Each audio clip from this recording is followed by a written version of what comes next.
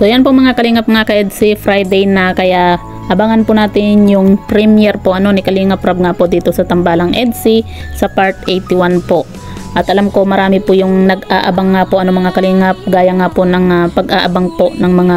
EDC fans dito nga po sa part 80 po ng Tambalang EDC, kung saan marami po yung kinilig dahil nga po dito sa muntik ng pag-kiss po ni Viancy kay Kalingap Edo. Pero yun nga, kahit na sabihin po nating naudlot dahil nga po sa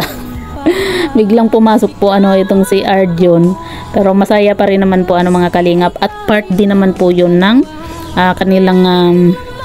teleserye, kumbaga parang binibitin po tayo. Diba? Pero yun nga po mga kalingap, mga ka-EDC, marami pa rin po yung mga nega na kahit hindi naman po natuloy yung pag-kiss po ni Viancy, may mga nagsasabi nga po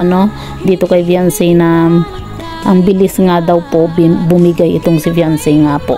Di mas lalo na daw po kung hihilingin po ni Kalingap Edo yung isang bagay, baka daw po ibibigay po ni Viancy po agad.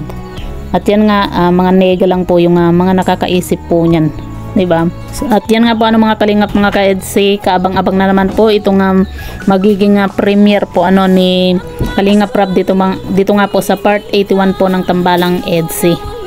Kahit na sinasabi po nila na laos na nga daw po ang EDC, pero ang nagsasabi lang naman po niyan mga kalingap ay yung mga basher, dahil nakita naman po natin yung mga views din po ng EDC na mataas pa rin po. At kahit na sabihin po nilang laos, ang EDC pa rin po ang number 1 po sa atin, dahil nga po sa kahit simpleng galawan lang po nila, talagang sobrang nakakakilig na po.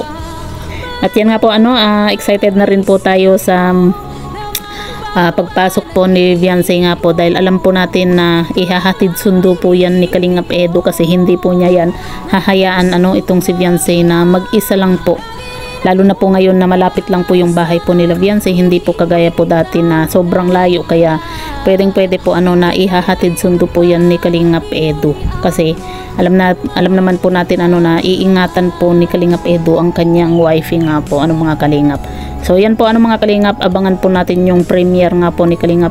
Rab dito nga po sa part 81 po ng Tambalang EDC. At alam ko marami po yung naghihintay at kikiligin na naman po kung ano nga ba yung mangyayari at kung ano yung magaganap nga po dito sa part 81.